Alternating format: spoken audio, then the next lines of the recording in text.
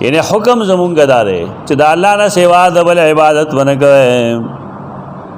لا تعبدون الا الله دا قرآن حکم دی. خلق دا شاته غورځي اوس خو لګیا دی دا موږ به خلقو ته ویل قبرونو خوا کې شرک کېږي چې نه کېږي. زمونږ بعضې ملګري دي ما ته ښه څیزونه راولېږي بله شپه یې رالیږی نو هغه ولاړ دی د موسی کاظم قبر ته ولاړ دی. هغه ته وایي مونږ قبوریین یو د قبر عبادت کوونکي یو ستا عبادت کوونکي یو او تا ته وایو چې مونږ له دا فلانی کار وکړو.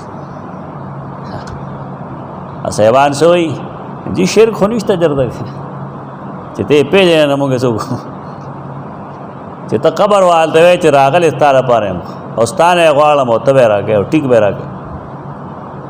دا شرکونه دي. دا مونږ ذکر کوو دا تصوف رنګ کې راځي.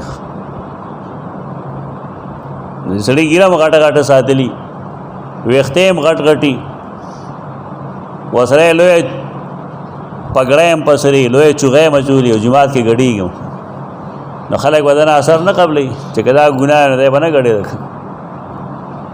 نو دې پوهه که چې داسې قسمه کارونه د پیغمبر یي پیغمبر چې کوم کار کړي نو هغه حجت دی.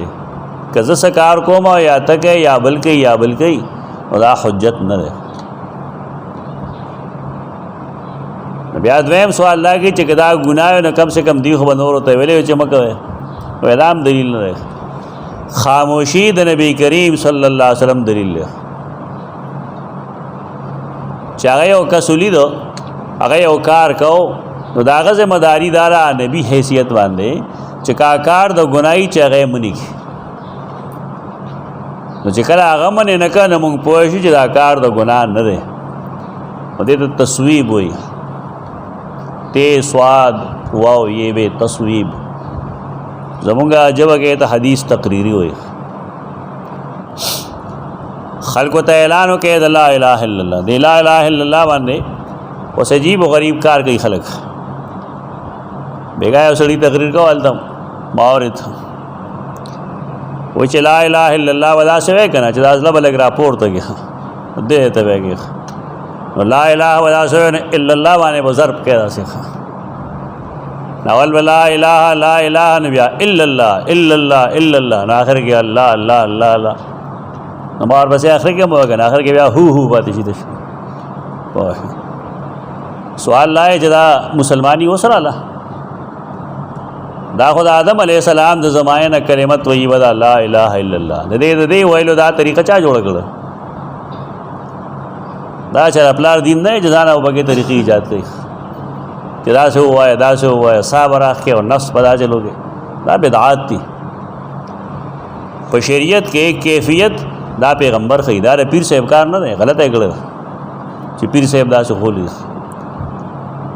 دا داسې پیران دي چې هغه سونار کې لا اله الا الله وي خوله به یې بندې کړي پیمو باندې سون سون کوي پای باندې کلمه طیبه مونږ وایو څه نخرې یې ملکه جوړې کړي. دا چې دومره جائز کار دی او زبردست عمل دی چېرته حدیث کې نه یې لیکلی خدایي نه به څه ګیله کوي هغې وایي تاسو د چا نه اخلی تاسو بخاري نه اخلی مړ دی مونږ ژوندي نه اخلو برای راست یعنې قبر نه برای راست مونږ ته راځي.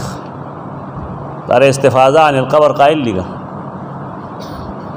دا یو گمراهی نه ده صوفیان چې د هغې ذکر وکړي دیکھو بے شمیره گمراهی دی